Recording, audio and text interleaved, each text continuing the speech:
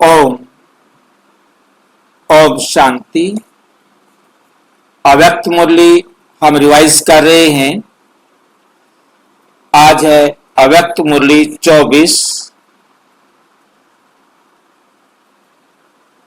जो बाबा ने 6 अप्रैल 1982 को सुनाई। आज की मुरली का विषय है दास व अधिकारी आत्माओं के लक्षण। दास व अधिकारी, कौन दास बनेंगे, कौन दासियां बनेंगे, कौन अधिकारी बनेंगे, उनके लक्षण क्या होंगे, कैसे हम पहचान पाएंगे कि ये दास बनने वाली आत्माएं हैं, ये दासी बनने वाली आत्माएं या अधिकारी बनने वाली आत्मा, कैसे पहचानेंगे? आज बाप दादा ऋषि मुनि राज ऋषियों की दरबार देख रहे। आज बाप दादा क्या देख रहे हैं? राज ऋषियों की दरबार देख रहे। राज अर्थात अधिकारी, और ऋषि का मतलब होता है सर्व त्यागी। सर्व त्यागी, जिन्होंने अपना सब कुछ त्याग कर दिया है। जब कोई सब कुछ त्याग कर देता है तो उसे ऋषि कहा जाता है, और ऋषि का मतलब पवित्र भी होता है। राज ऋषि जो पवित्र बन गया, जिसने सब कुछ त्याग कर दिया, अब उसके पास मेरा कहने के लिए कुछ भी नहीं है, उसे ऋषि अर्थात सर्व त्यागी, त्यागी और तपस्वी, त्यागी और तपस्वी। तो बाप दादा सर्व ब्राह्मण बच्चों को देख रहे हैं कि कहां तक अधिकारी आत्मा और साथ साथ महात्यागी आत्मा, कौन कौन कहां तक अधिकारी आत्मा और साथ साथ महात्यागी आत्मा, दोनों का जीवन में प्रत्यक्ष स्वरूप कहां तक लाया है। दो चीजें देख रहे हैं। कौन सी दो चीजें देख रहे हैं? अधिकारी आत्मा कहां तक है और साथ साथ महात्यागी आत्मा कहां तक है। दोनों का जीवन में प्रत्यक्ष स्वरूप कहां तक लाया है, अधिकारी और त्यागी, और दोनों का बैलेंस, दोनों का बैलेंस भी हो। ये नहीं कि कभी अधिकारी ज्यादा और कभी त्यागी ज्यादा। अधिकारी भी पूरा हो और त्यागी भी पूरा हो, ना अधिकारी में कमी हो ना त्यागी में कमी हो। दोनों ही इकट्ठे, दोनों ही इकट्ठे हो सकता है। अधिकारी का क्या मतलब है? अधिकारी का मतलब है स्वयं का अधिकार, अर्थात स्वराज्य पा सकते हैं। किसको याद है स्वराज्य?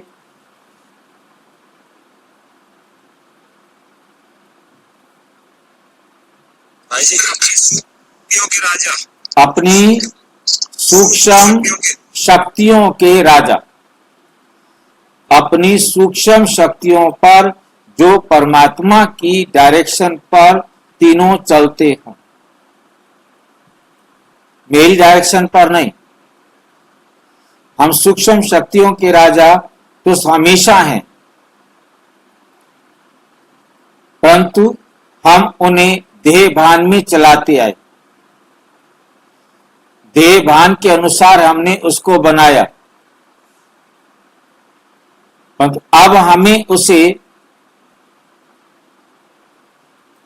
आत्मिक स्मृति में परमात्म डायरेक्शन पर चलाना है, तब हम हैं स्वराज्य अधिकारी। देह के आधार पर हम उसको चला रहे थे, हम अधीन थे, हम अधिकारी नहीं थे, हम अधीन थे।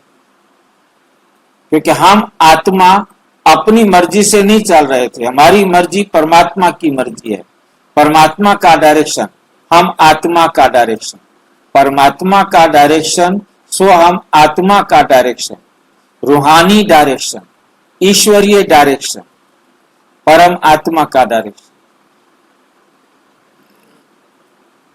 हम आत्मा पर तो परमात्मा के डायरेक्शन पर चलेंगे ना, और हम आत्मा जब देह के डायरेक्शन पर चल रहे हैं तो हम आत्मा अपना जो हमारा आधार है, हम आत्माएं हैं, हम आत्माओं का पिता परमात्मा है, वो आधार हमारा नहीं रहा।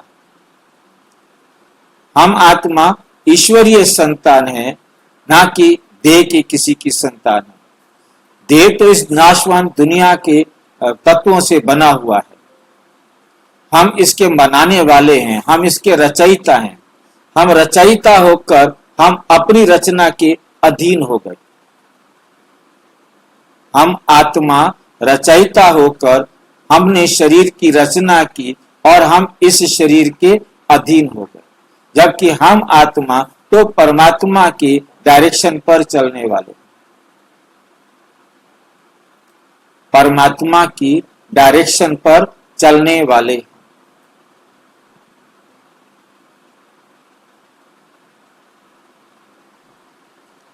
स्वयं का अधिकार अर्थात स्वराज्य पा सकते हो।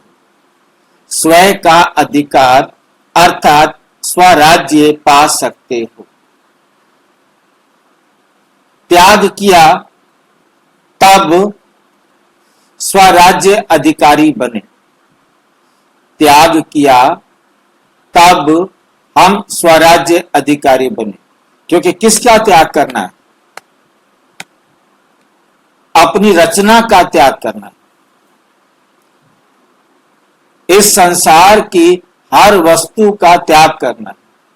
सबसे पहली रचना यह देह।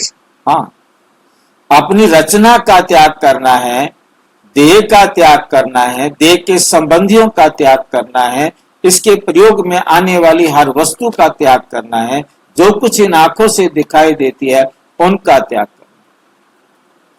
इसमें भी संपूर्ण त्यागी और स्व अधिकारी में स्वराज्य अधिकारी में भी संपूर्ण।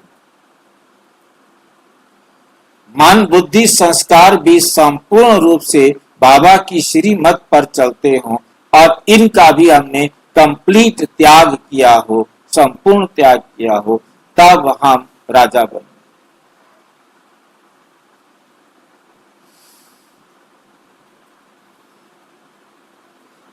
ये तो अनुभव है ना। त्याग की परिभाषा पहले भी सुनाई है। जो दे दिया उसको फिर मेरा नहीं कहना, उसको फिर स्वप्न में भी प्रयोग करने का संकल्प नहीं आए।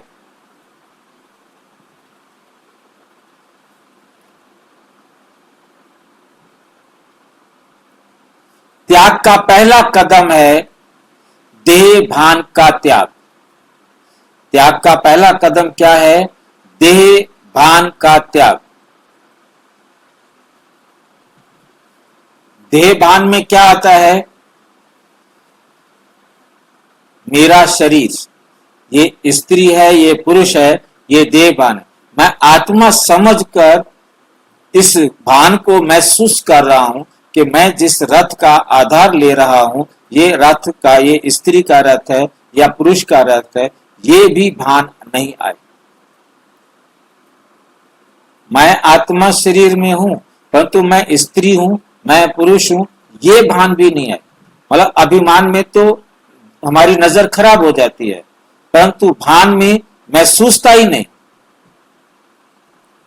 मैं स्त्री हूं ये भी महसूस नहीं हो, ये पुरुष है ये महसूस नहीं हो, मैं हमारी बुद्धि में कोई विकार नहीं आया, परंतु ये भान आया है कि ये स्त्री है और ये पुरुष है, मैं पुरुष हूं, मैं स्त्री हूं, ये भान है बस। मतलब स्त्री पुरुष का भेद भी नहीं दिखाई दे, मैं आत्मा हूं, ये आत्मा है, सब आत्मा है। हमने ड्रेस को तो देखना ही नहीं है ना, क्योंकि ये शरीर तो हमारी ड्रेस है ना। मैं उसकी ड्रेस, इसकी ड्रेस, उसको उसको क्यों देखूं? मेरा संबंध आत्मा के साथ है।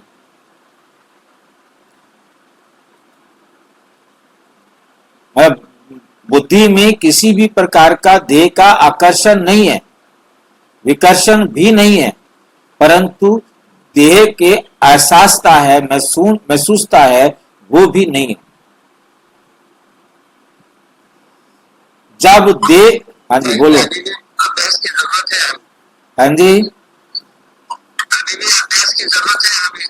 हाँ अभ्यास की जरूरत है बिल्कुल, क्योंकि हम अपने आप को, दूसरे को ये अंतर देखे ही नहीं।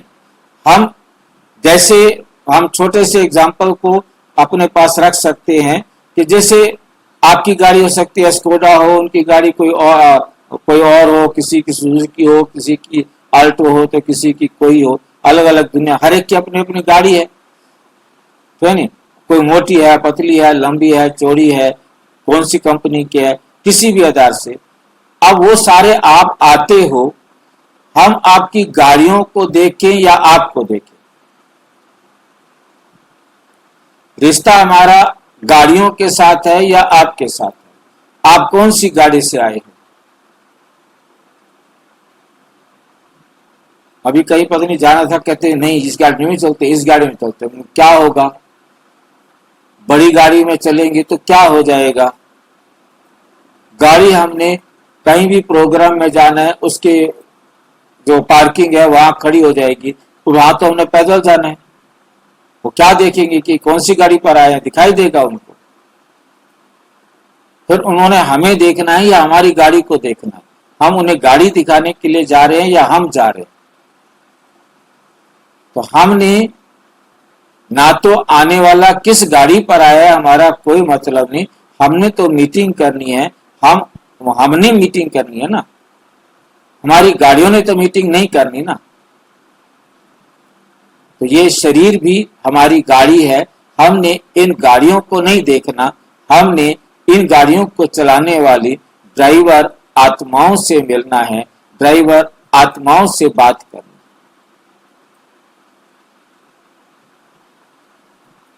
ये हमें अपने आप को बहुत अच्छी तरह सिखाना है, और सीखना भी है कि भी है ना, अपने आप को सीखना और सिखाना है कि भाई हमने आत्माओं से बात करनी है, ना कि हम उनकी गाड़ियों से बात करें।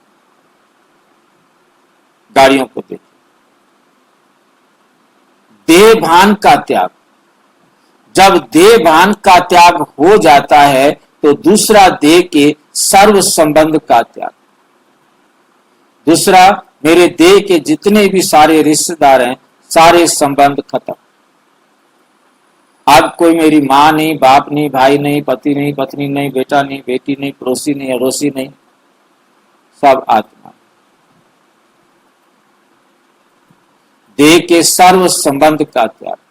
जब देह का भान छूट जाता है तो क्या बन जाते हैं? आत्मा, देही व मालिक। आत्मा, देही व मालिक बन गए।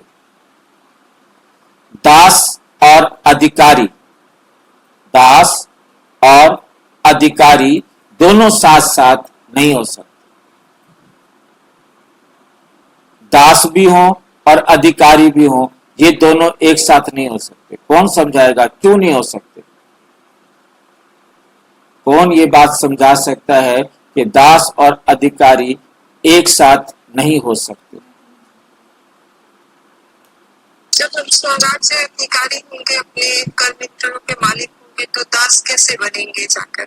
हाँ, यहाँ तो राज्य अधिकारी होंगे, वहीं पे वहाँ पे जाकर अधिकारी की बात पहली यही है कि तुम आत्मा हो।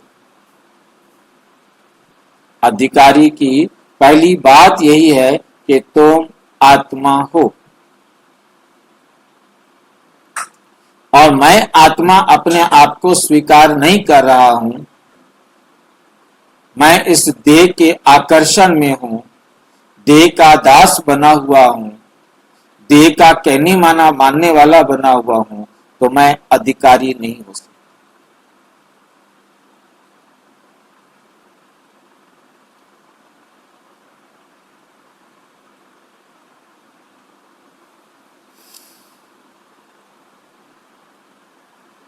दासपन की निशानी है मन से, चेहरे से उदास, मन से, चेहरे से उदास, उदास होना, और उदास होना निशानी है दासपन की। और जो उदास है तो वो निशानी किसकी है? दासपन।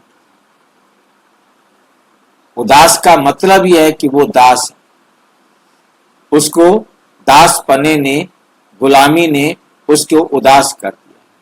अधिकारी कभी उदास नहीं होगा। अधिकारी अर्थात स्वराज्यधारी। अधिकारी का अर्थ क्या है? स्वराज्यधारी, स्वयं का राज्य धारण करने की निशानी है। मन और तन से सदा हर्षित, मन से भी खुश और तन से भी खुश। तन से खुश होने का क्या मतलब है? मन से खुश तो समझ में आया। हाँ जी, मन से खुश तो हमें समझ में आता है। तन से खुश, हाँ जी,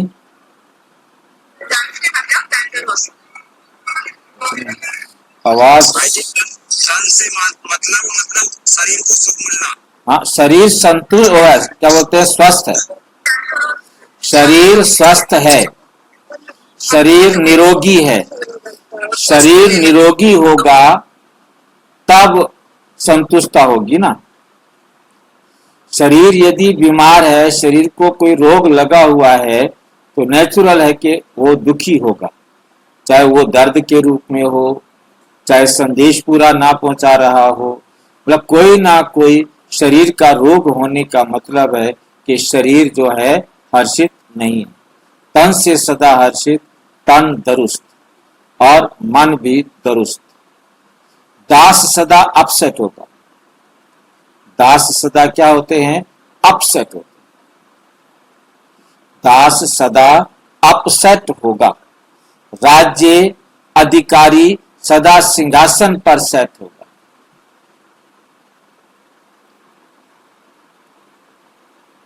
जो राज्य अधिकारी है वो कहाँ बैठा होगा? सिंहासन पर। कहाँ है हमारा सिंहासन? कौन सा सिंहासन है? हाँ जी, हमारा कोई सिंहासन होता है जहाँ बैठते तो हम अधिकारी हो जाते हैं। मन बुद्धि को बाबा की श्रीमत के अनुसार चलाना और अपने कर्मेंद्रियों को चलाना। मन बुद्धि संस्कार को बाबा की श्रीमत पर चलाना, तो अधिकारी हो गए। अधिकारी सदा सेट सिंहासन पर होगा। सिंहासन है हमारा भृकुटी, जहां हम बैठकर अपनी राज कार्य को देखते हैं, अपनी सूक्ष्म शक्तियों को कंट्रोल करते हैं। दास छोटी सी बात में और सेकंड में कंफ्यूज हो जाएगा। जो दास होगा ना, वो क्या हो जाएगा? क्या करूं, मेरे को नहीं समझ में आ रहा, मैं क्या करूं। ये दास की निशानी है। जो अधिकारी होगा वो एकदम बाबा की श्रीमत पर सारे निर्णय करता जाएगा, और जो उदास दास होगा वो क्या होगा? कंफ्यूज हो जाएगा। और अधिकारी सदा अपने को कंफर्ट, आराम में अनुभव करेगा। इन निशानियों से अपने आप को देखो कि मैं कंफर्ट में रहता हूं या मैं अपसेट हो जाता हूं।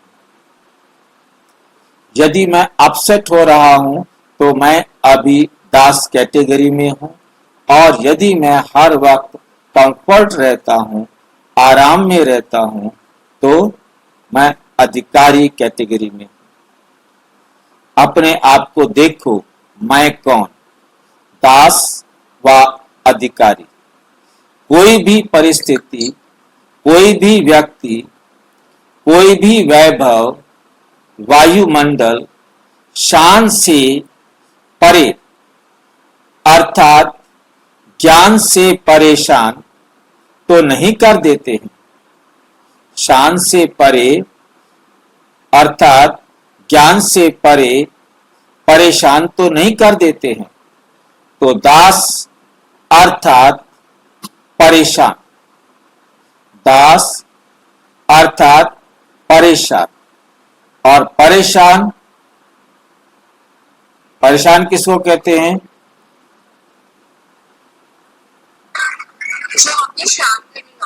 जो अपनी शान से परे हो जाए। हमारी शान क्या है? हम ईश्वरीय संतान हैं, सर्वशक्तिवान के बच्चे हैं, हम मास्टर सर्वशक्तिमान हैं। और हम यदि परेशान हो गए, इस शान से परे हो गए, तो हम दास की तरफ चले गए।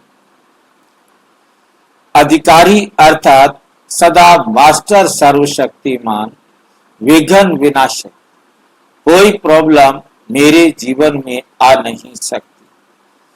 विघ्न विनाशक स्थिति की शान में स्थित होगा। परिस्थिति व व्यक्ति वैभव शान में रहे, मौज से देखता रहेगा। दास आत्मा सदा अपने को परीक्षाओं के मझधार में अनुभव करेगी। परीक्षाओं के मझधार में अनुभव करेगी। अधिकारी आत्मा, क्या हुआ भाई? सबको आवाज आ रही है कि नहीं आ रही? आ रही है भाई जी, हमें तो आ रही है। तो अभिषेक भाई अपना मोबाइल दूसरा अच्छा सा खरीदो।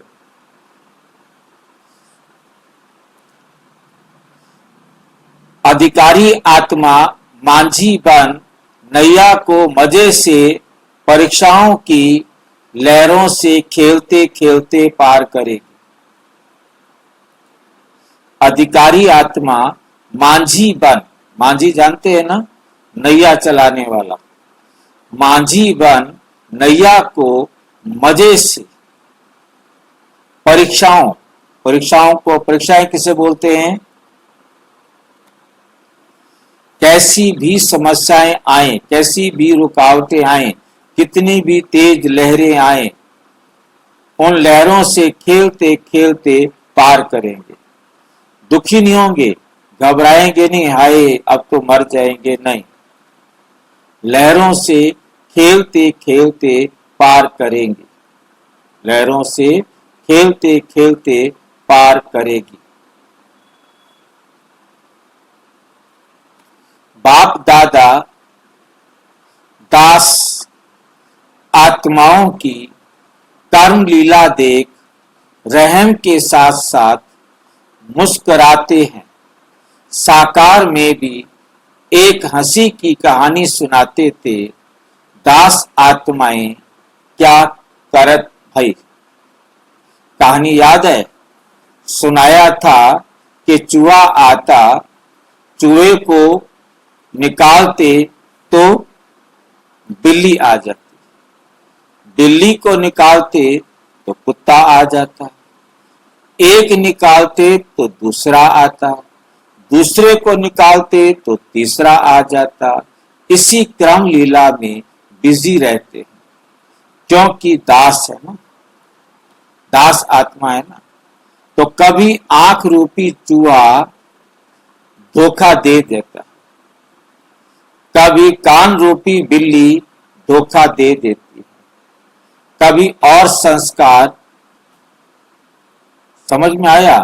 मतलब मन को, अपने आंख को समझाया तो कान ने कहा ये बड़ा सुंदर गाना आ रहा है। हम फिल्म देख रहे थे, आंखें तो बंद करवा ली परंतु कान उसको एंजॉय करने लगा।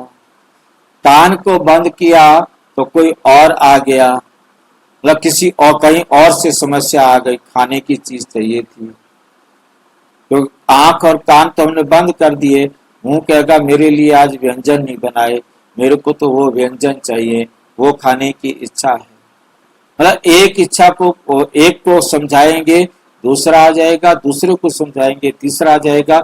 ऐसे शरीर से कहीं ना कहीं से कोई ना कोई संस्कार, कोई ना कोई विचार मतलब दास बना लेता। ऐसी आत्मा दास बनती है, उदास रहते हैं।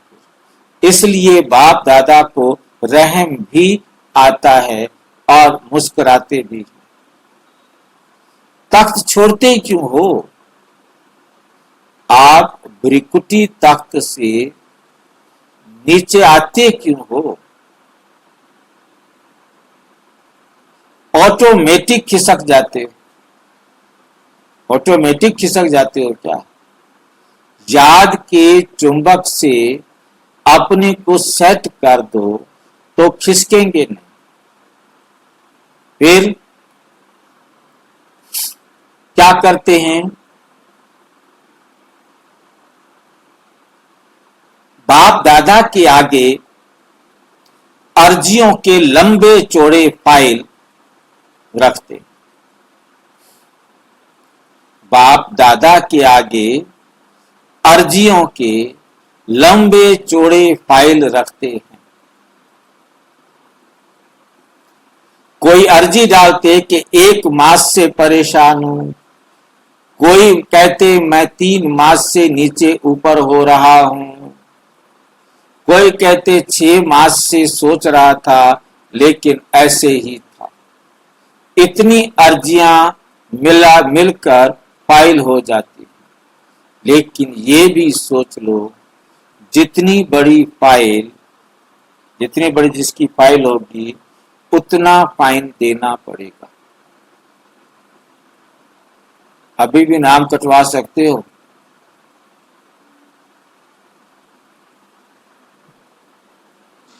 उसका कोई नहीं, अब तो बिल्कुल ही नहीं। कहता है जितनी अर्जियां दोगे उतना फाइन। अब अर्जी भी ना डाले इनको, बाबा को अर्जी भी नहीं डाल सकते हम। बिल्कुल नहीं डालनी है। दास थोड़ी बनना है। इसलिए अर्जी को खत्म करने का सहज साधन है सदा बाप की मर्जी पर चलो। या तो अर्जी डालोगे या बाप की मर्जी पर चलोगे।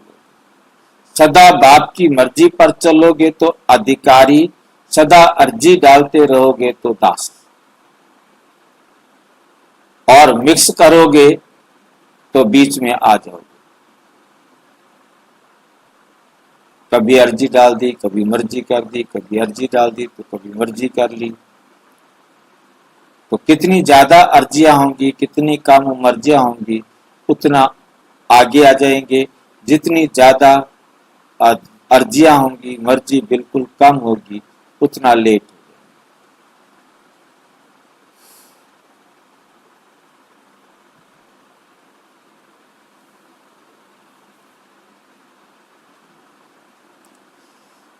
मर्जी पर चलो। किसकी मर्जी पर?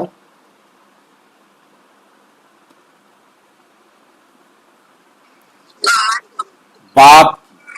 सदा बाप की मर्जी पर चलो। मेरी मर्जी ये है तो वे मन मर्जी, वो मन मर्जी कहां चली जाती है? अर्जी की फाइल। वो अर्जी की फाइल में चली जाती। मेरा मन कर रहा है मैं दीदी से मिल के आऊं, मन मर्जी, मेरी मर्जी, वो अर्जी में चला जाएगा।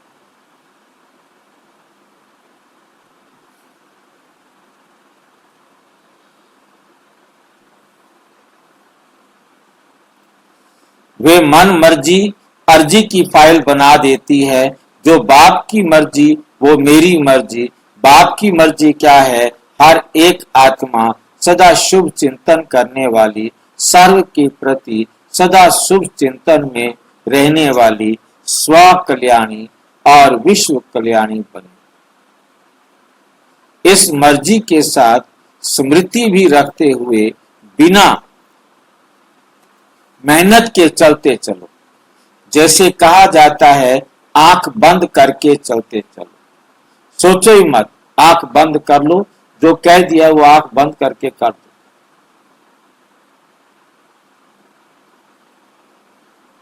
वैसे आंख बंद करना गलत होता है, परंतु बाबा की श्रीमत के आगे अपनी आंखें बंद कर लेना मतलब बाबा की श्रीमत पर ही चलना।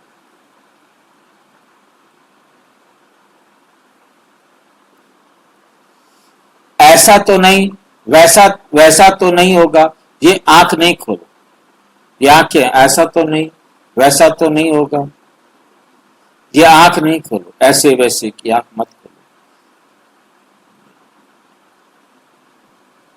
ये व्यर्थ चिंतन की आंख बंद कर दो। बाप की मर्जी अर्थात बाप के कदम पीछे कदम रखते चलो। बाप के कदम पीछे कदम रखते चलो। पांव के ऊपर पांव रखकर चलना। बाबा की श्रीमत पर पांव के ऊपर पांव रख के चलना।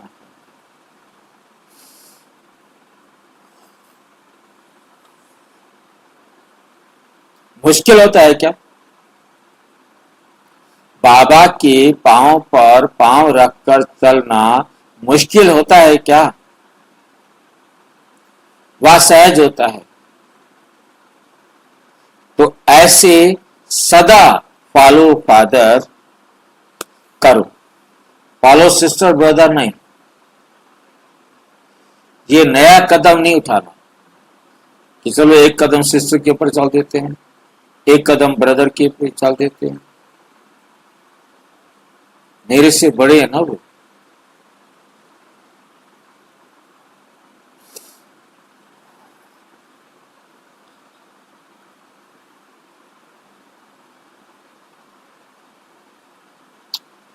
फॉलो सिस्टर, फॉलो ब्रदर, ये नया स्टेप नहीं उठाओ। इससे मंजिल से वंचित हो जाएंगे। रिगार्ड दो लेकिन फॉलो नहीं करो। भाई बहन को सम्मान दो, इज्जत दो, परंतु उनको फॉलो नहीं करो। भाई बहन को फॉलो नहीं करो। भाई बहन को इज्जत दे सकते हो, परंतु उन्हें फॉलो नहीं कर सकते। विशेषता और गुण, विशेषता और गुण को स्वीकार करो। उनमें कोई विशेषता है, उनमें कोई गुण है, उनमें कोई अच्छी विशेषता या गुण आप देखते हो, उसको स्वीकार कर लो। लेकिन फुटस्टेप बाप के फुटस्टेप पर हो। समय पर मतलब की बातें नहीं उठाओ। ये नहीं जैसा समय आया वैसी बात हमने भाई बहन की मान ली कि बहन जी की बात ये थी, भाई की बात ये थी, वो भी बात हमने मान ली। क्योंकि भाई बहन को फॉलो करना, भाई जब मैंने देखा बहन जी भी ऐसे करती है, मैं भी ऐसे कर लेती हूँ, भाई जी भी ऐसे करते हैं तो मैं ऐसे कर लेता हूँ। हमने भाई बहन को बिल्कुल भी फॉलो नहीं करना। हमने तो सिर्फ बाप दादा के कदमों पर ही चलना है, किसी और के कदमों पर हमें नहीं चलना। ये बात हमें बैठकर बहुत अच्छी तरह स्वयं को समझानी।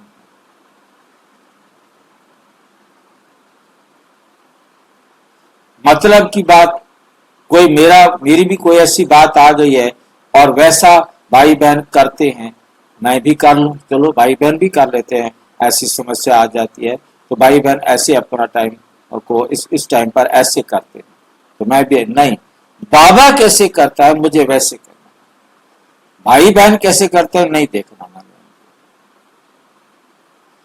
मतलब की बातें भी बड़ी मनोरंजन की करते हैं, वे डायलॉग फिर सुनाएंगे, क्योंकि बाप दादा के पास तो सब सेवा स्टेशंस की न्यूज आती है, ऑल वर्ल्ड की न्यूज आती है।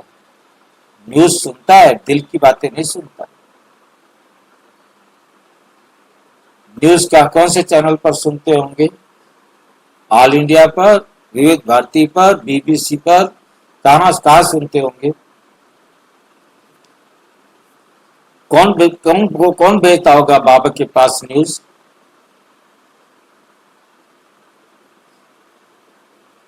कोई बाबा के पास न्यूज भेजता होगा रेडियो ट्रांजिस्टर कुछ रखा हुआ है। अब ऐसी बातों को सुन करके, ऐसी बातों को पढ़ करके संदेश वाहिकाएं भी आएंगी। मैं गरुड़ पुराण मेरे सामने आ गया है, गरुड़ पुराण में लिखा है कि ब्रह्मा के मतलब जो है ना बच्चे, उनका नाम श्रवणी और श्रवण और श्रवणी, वो श्रवण नहीं, ये श्रवणी और श्रवण, ये दो जो है ना हर एक के लिए, पुरुष है तो उसके लिए श्रवण और स्त्री है तो श्रवणी, वो 24 घंटे उस आत्मा को देखती रहती है और वो जो कुछ भी एक्टिविटी करती है वो किसको बताती है? जाकर के धर्मराज को बताती है, जो चित्रगुप्त लिखता है। गरुड़ पुराण के अंदर चित्रगुप्त के पास संदेश लिखाने वाले कौन है? श्रवण और श्रवणिया, मतलब जितने पुरुष और जितने स्त्रियां इस संसार में हैं उन सबको संदेश देने वाली श्रवण और श्रवणिया, ये दोनों होते हैं। और ये सब ब्रह्मा के बच्चे, ये सब कौन है? ब्रह्मा के बच्चे, श्रवण और श्रवणी, और जिनका काम है उनको 24 घंटे देखते रहना और फिर पता नहीं किस समय वो जाके लिखवा के वापस आ जाते हैं, या जितनी देर वो चित्रगुप्त को लिखवाने के लिए जाते होंगे उतनी देर में कुछ भी हो गया तो वो नहीं लिखा जाएगा। ये बड़ा टेढ़ा काम, मतलब श्रवणी और श्रवणिया, मतलब जब आत्मा धर्मराज के सामने पहुंचती है तो चित्रगुप्त उनके श्रवण, पुरुष है तो श्रवण को और स्त्री है तो उसकी श्रवणी को बुलाते हैं और वो बताती जाती है। या तो वो उसमें वो खुद ही समझो कि एक ऑडियो रिकॉर्डर है जो, या वीडियो रिकॉर्डर है जो उसके सामने बोलती जाती है। तो यहां से ही उन्होंने लिया, क्योंकि न्यूज तो कोई ना कोई शिव बाबा के पास पहुंचाएगा ना, तो पहुंचाने के लिए मतलब उन्होंने ब्रह्मा के बच्चे, उनका नाम दिया है श्रवण और श्रवणिया। तो इतने श्रवण और श्रवणिया ड्यूटी पर लग जाते हैं जितने यहाँ पर आत्माएं शरीर को धारण करती हैं, और वो बिना शरीर के उनके साथ रहती हैं और उनको नोट करती रहती। ये भी गरुड़ पुराण की एक कल्पना है, एक भावना है, जो यहाँ न्यूज वाली बात पर मेरे को याद आई है। ऑल वर्ल्ड की न्यूज आती है तो सारे की होते हैं, तो सारे श्रवणिया ही जाके न्यूज देंगी। तो दास आत्मा मत बनो, तुम्हारा सारा समाचार बाबा के पास पहुंचता है तो बाबा कहते बच्चे तो ऐसा दास आत्मा मत बनो।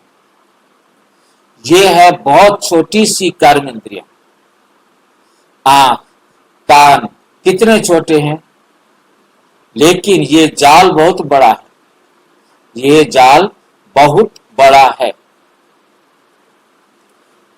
बहुत बड़ा, बहुत बड़ी फैला देता है। जैसे छोटी सी मकड़ी देखो है ना, देखी है ना छोटी सी मकड़ी, खुद कितनी छोटी होती है और जाल कितना बड़ा होता है।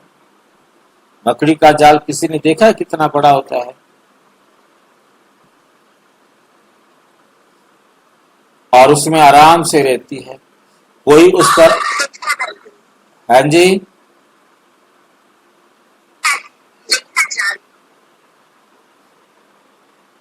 मकड़ी का जाल काफी बड़ा होता है और वो उसमें अपने आप को सुरक्षित समझती है। कोई भी कीट पतंगा उसके जाल में फंस जाता है, उसको खा जाती है। ऐसे फंसा देगा। ये भी हर कर्म इंद्रिय का जाल, हर कर्म इंद्रिय का जाल इतना बड़ा है, ऐसा फंसा देगा जो मालूम ही नहीं पड़ेगा कि मैं फंसा हुआ हूं। ये ऐसा जादू का जाल है जो ईश्वरीय होश से, ईश्वरीय मर्यादाओं से बेहोश कर देता है। जाल से निकली हुई आत्माएं, जाल से निकली हुई आत्माएं कितना भी उन दास आत्माओं को महसूस कराएं, लेकिन बेहोश को महसूसता क्या? लेकिन बेहोश को महसूसता क्या? कौन है बेहोश? जो दास होता है वो बेहोश ही होता है। आत्मा को कितना भी उन दास आत्माओं को महसूस कराएं, लेकिन बेहोश को महसूसता क्या होगी? क्योंकि उसको होश ही नहीं है। होश होता तो अधिकारी होता। स्थूल रूप में भी बेहोश को कितना भी हिलाओ, कितना भी समझाओ, बड़े बड़े माइक कान में लगाओ, लेकिन वो सुनेगा नहीं। सुनेगा? तो ये जाल भी ऐसा बेहोश कर देता है, फिर क्या मजा होता है? बेहोशी में कई बोलते हैं, बोलते भी बहुत है, लेकिन वे बोल बिना अर्थ होता है। ऐसे रूहानी बेहोशी की स्थिति में अपना स्पष्टीकरण भी बहुत देते हैं, लेकिन वे होता बेअर्थ है।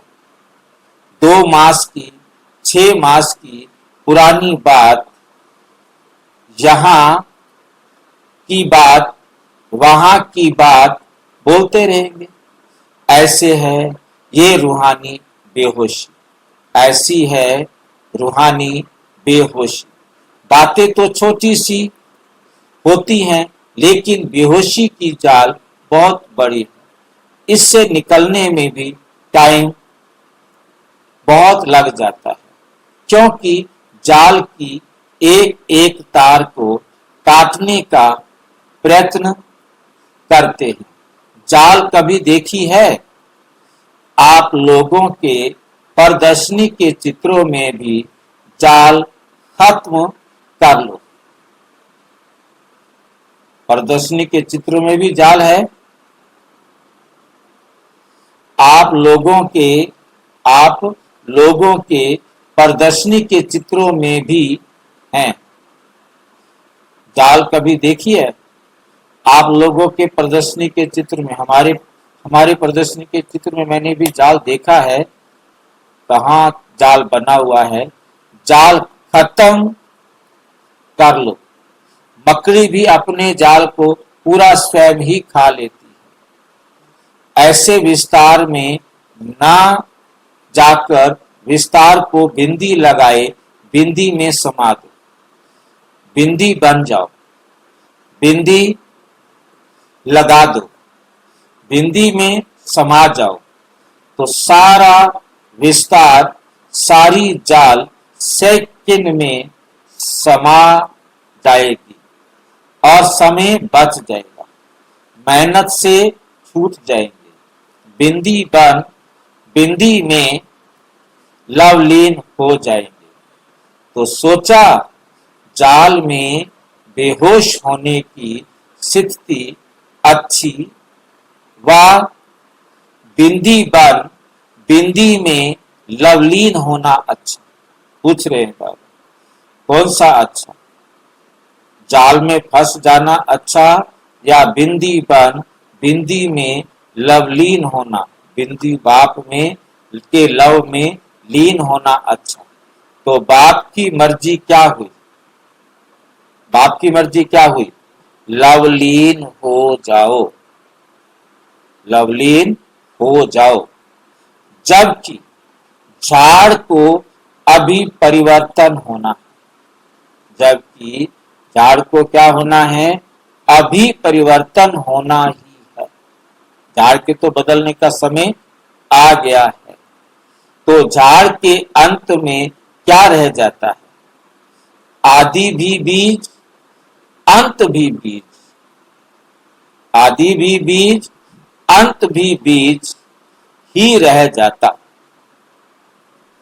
अभी इस पुराने वृक्ष के परिवर्तन के समय पर वृक्ष के ऊपर मास्टर बीज रूप स्थिति में स्थित हो जाओ। बीज है ही बिंदु, सारा ज्ञान, गुण, शक्तियां सब का सिंधु बिंदु में समा जाता है। सिंधु बिंदु में समा जाता है। इसी को ही कहा जाता है बाप समान स्थिति।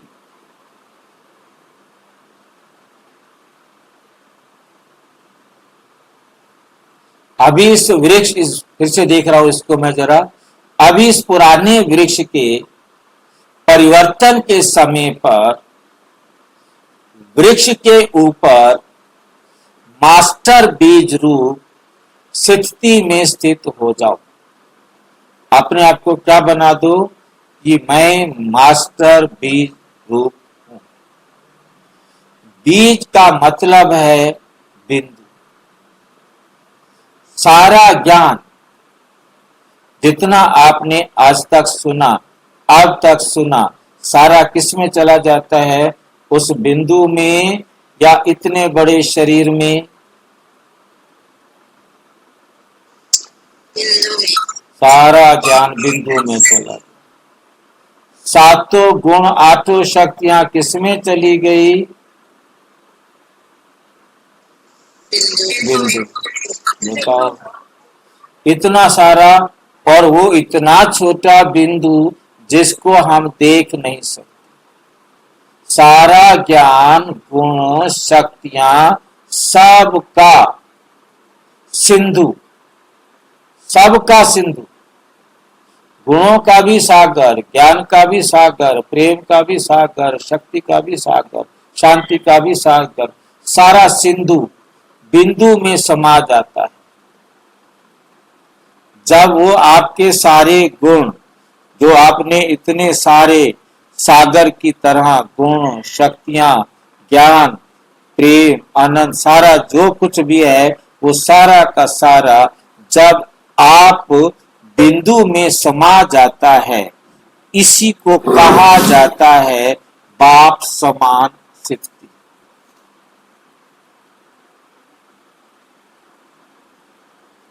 क्या पढ़ाना चाहता है हमें ये बाबा? हमें जितना बाबा का ज्ञान है, वो सारा का सारा ज्ञान मुझ आत्मा में हो। मुझे मुरली उठाने की इच्छा नहीं हो, ये संकल्प नहीं आए कि ये बात पता नहीं कौन सी मुरली में बाबा ने कही।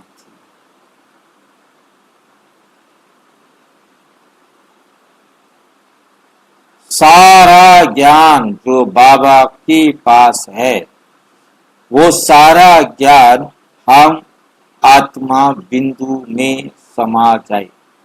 मुझे यदि स्थूल रूप से किसी ऑडियो को, वीडियो को, बुक को पढ़ना पड़ता है, लेना पड़ता है, इसका मतलब अभी वो पूरा का पूरा मेरे पास नहीं है। पूरा का पूरा मेरे पास नहीं है, वो सारा सिंधु बिंदु में समा जाए। मेरा बेहद का प्यार बिंदु में समा जाए। बिंदु से मर्ज और इमर्ज हो, बिंदु में मर्ज और इमर्ज हो।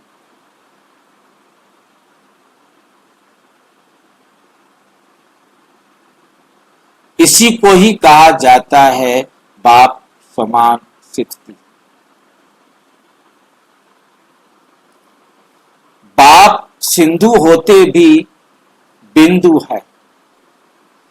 ऐसे मास्टर बीज रूप स्थिति कितनी प्रिय है। इसी स्थिति में सदा स्थित रहो। समझा क्या करना है, क्या करना है। समझ में आया है क्या करना है। देखो दोनों जोन की विशेषताएं भी यही है। कर्नाटक अर्थात नाटक पूरा किया। कर्नाटक, कर्नाटक होता है क्या कहते हैं, नाटक पूरा किया। अभी चलो लवलीन हो जाओ। नाटक पूरा हो गया। कर्नाटक, नाटक तुम्हारा पूरा हो गया। अब तुम बाप में लीन हो जाओ। यूपी में भी नदियां बहुत होती हैं, तो नदी सदा सागर में समा जाती है, तो आप सब सागर में समा जाओ। अर्थात तुम भी लव में लीन हो जाओ। दोनों की विशेषता है ना, इसलिए शान से लवलीन स्थिति में सदा बैठे रहो। नीचे ऊपर नहीं आओ। आवागमन का चक्कर तो अब पूरा किया ना, अभी तो आराम से शान से बैठ जाओ। अच्छा, ऐसे सदा सर्व अधिकारी, ऐसे सदा सर्व अधिकारी और सर्व त्यागी, सदा बेहोशी के जाल से मुक्त, आवागमन से मुक्त, मास्टर बीज रूप स्थिति में लवलीन रहने वाले ऐसे राज ऋषि आत्माओं को बाप दादा का याद, प्यार और नमस्ते। हम बच्चों की भी बाप दादा को नमस्ते नमस्ते नमस्ते। टीचर्स के साथ सभी निमित्त आत्माएं हो ना, सदा अपने को सेवा अर्थ निमित्त आत्मा समझते हो, ऐसा समझ कर चलते हो। निमित्त आत्मा समझने से सदा दो विशेषताएं, सदा दो विशेषताएं साकार रूप में दिखाई देंगी।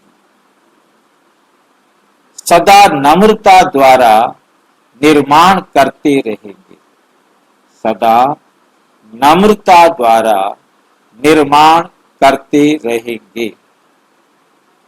सदा संतुष्टता का फल खाते और खिलाते रहेंगे। तो मैं निमित्त हूं, तो मैं निमित्त हूं।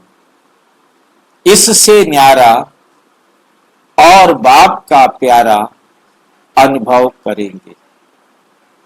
इससे न्यारा और बाप का प्यारा अनुभव करेंगे।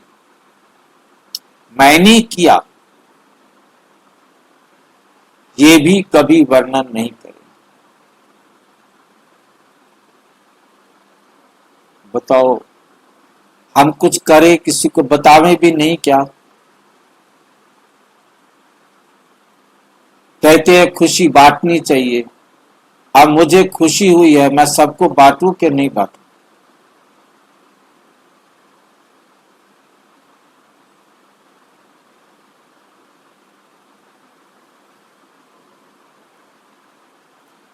फिर से देखो जरा, मेरे को तो बाबा डिस्टर्ब कर देता। निमित्त आत्मा समझने से अपने आप को क्या समझो कि मैं तो निमित्त हूं, कराने वाला करा रहा है। सदा दो विशेषताएं साकार रूप में दिखाई देंगी। नंबर एक, नम्रता द्वारा निर्माण करते। नम्रता से सबके साथ नया व्यवहार, नया जीवन, नया संबंध बनाएंगे, रूहानी संबंध। नंबर दो, सदा संतुष्टता का फल, हर बात में संतुष्ट।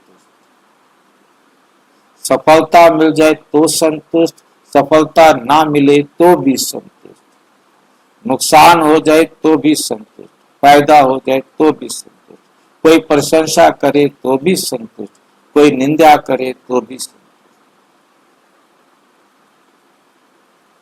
चलो ये हम मान लेंगे।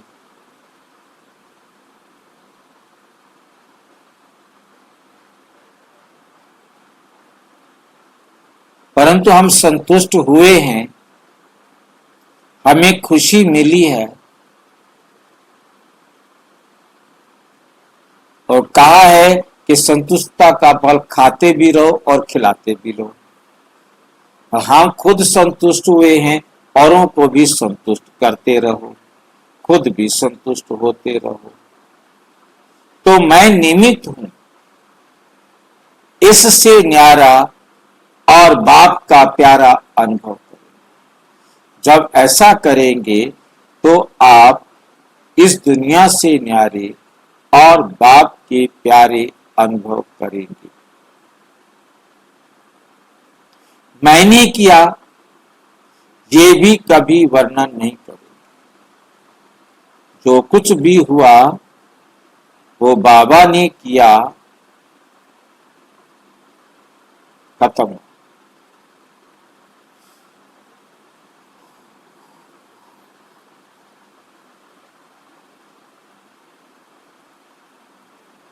ये भी कभी वर्णन नहीं करेंगे। मैं शब्द समाप्त हो जाएगा। मैं के बजाय बाबा बाबा, तो बाबा बाबा कहने से सबकी बुद्धि बाबा की तरफ जाएगी। जिसने निमित्त बनाया उसकी तरफ बुद्धि लगने से आने वाली आत्माओं को विशेष शक्ति का अनुभव होगा, क्योंकि सर्वशक्तिवान से योग लग जाएगा। शक्ति स्वरूप का अनुभव करेंगे, नहीं तो कमजोर ही रह जाते। नहीं तो क्या होता है, कमजोर ही रह जाते।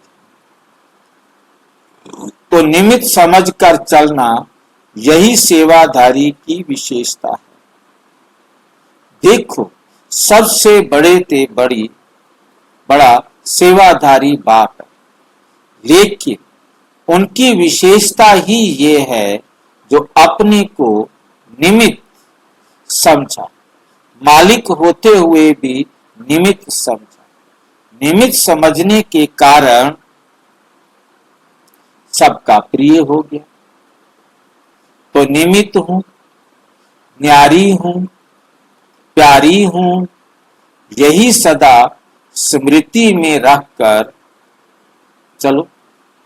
सेवा तो सब कर रहे हैं, ये लॉटरी मिल गई, लेकिन इस मिली हुई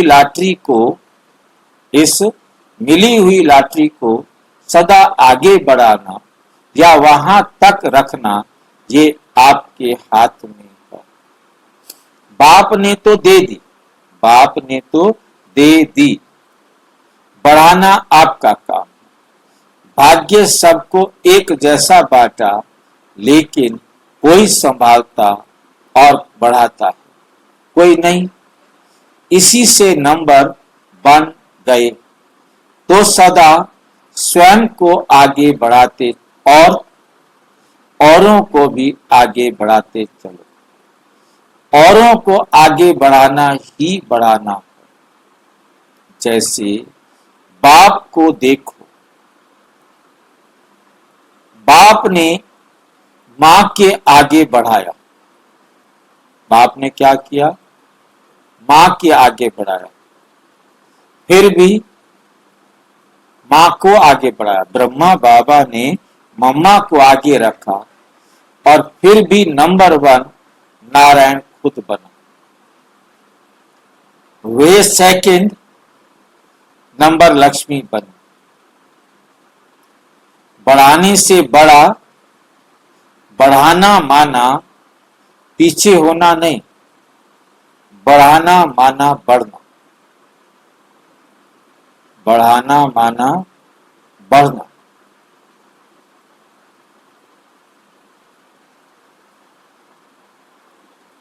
सभी सेवाधारी मेहनत बहुत अच्छी करते हो। सभी सेवाधारी मेहनत तो बहुत अच्छी करते हो। मेहनत को देखकर बाप दादा खुश होते हैं, लेकिन निमित्त समझकर सेवा करो तो सेवा 1 गुण से 4 गुणा हो जाएगी। बाप समान सीट मिली है, अभी इस सीट पर सेट होकर सेवा को बढ़ाओ। अच्छा, पार्टियों के साथ विशेष आत्मा बनने के लिए सर्व की विशेषताओं को देखो। बाप दादा सदा बच्चों की विशेषताओं के गुण गाते हैं। जैसे बाप सभी बच्चों की विशेषताओं को देखते, वैसे आप विशेष आत्माएं भी सर्व की विशेषताओं को देखते, स्वयं को विशेष आत्मा बनाते चलो। विशेष आत्माओं का कार्य है विशेषता देखना और विशेष बनना।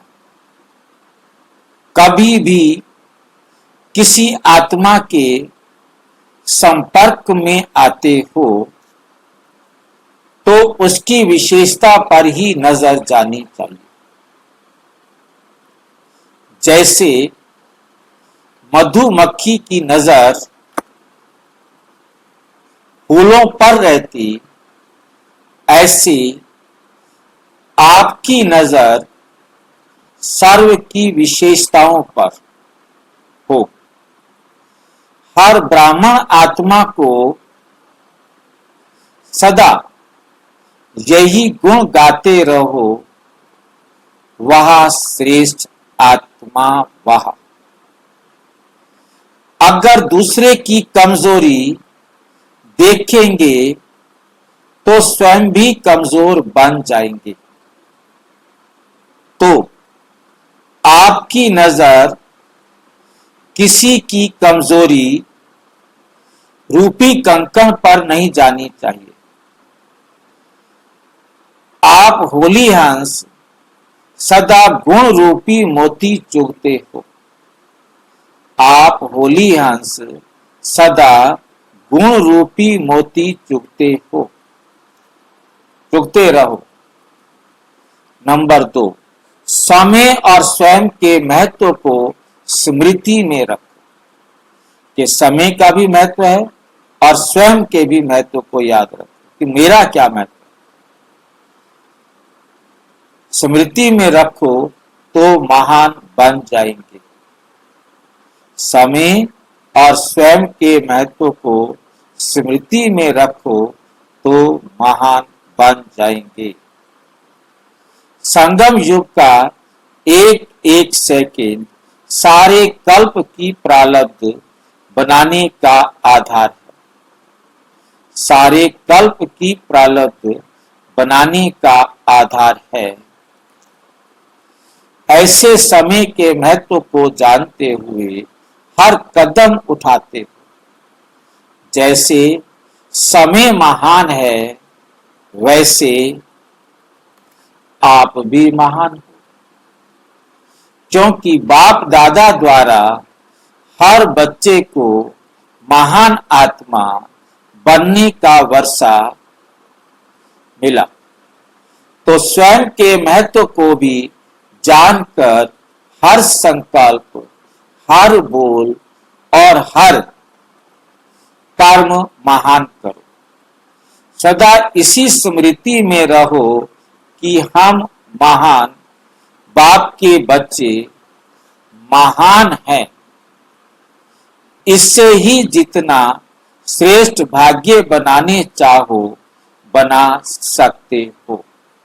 संगम युग को यही वरदान है, सदा बाप द्वारा मिले हुए खजानों से खेलते रहो। कितने अखुट खजाने मिले गिनती कर सकते हो, तो सदा ज्ञान रत्नों से, खुशी के खजाने से, शक्तियों के खजाने से खेलते रहो। सदा मुख से रतन निकले। मन में ज्ञान का मनन चलता रहे, ऐसी धारणा स्वरूप रहो। महान समय है, महान आत्मा हूं, यही सदा याद रखो। यही सदा याद रखो।